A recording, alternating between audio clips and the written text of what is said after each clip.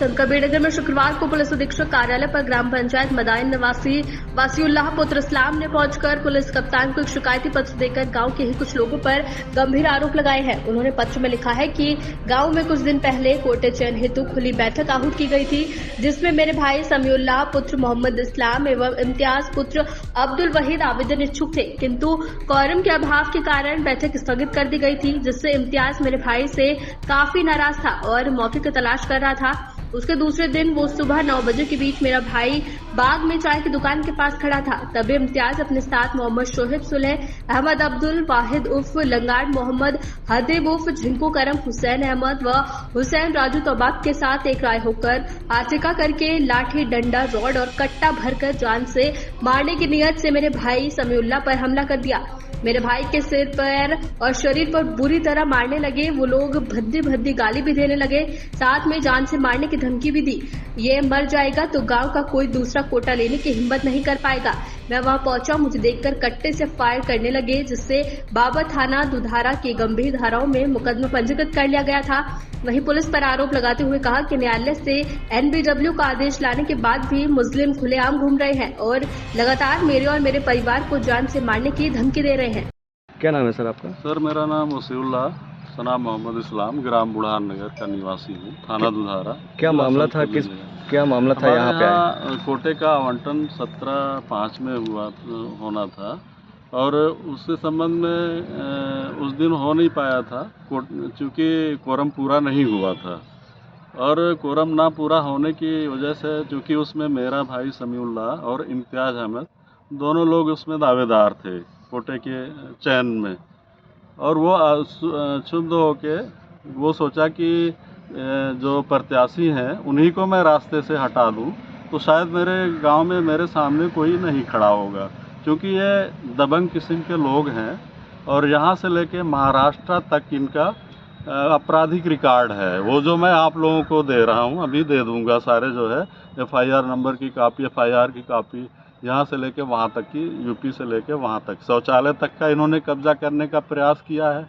हमारे गांव में ज़बरदस्ती कोटा लेने का प्रयास किया है और बाकी और सारे बहुत से इलीगल इनके काम हैं, जो मैं आपको मतलब उसके प्रूफ दूंगा।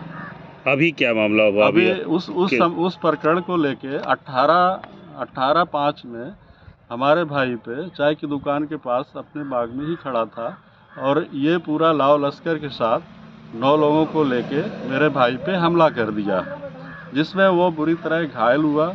और मैं जब उसको थोड़ी दूरी पे बीच बचाव करने आया तो इम्तियाज़ ने मेरे ऊपर फायर कर दिया कट्टे से, जिसमें मैं बाल बचा। जान से मारने की नीयत से मेरे व मेरे भाई को टारगेट किया गया और उसमें FIR दर्ज है, धारा 307 दर्ज की गई है, इन्वेस्टिगेशन हो रही है। क्योंकि ये शातिर अपराधी हैं, शातिर क्रिमिनल टाइप के लोग हैं, ये बीच में अपना डाइवर्ट करने के लिए सोशल मीडिया के थ्रू या और किसी के थ्रू अपने आप को बचाने की कोशिश करते रहते हैं। 2014 में भी ये मामला आया था तो भी यही ऐसा ये करते थे।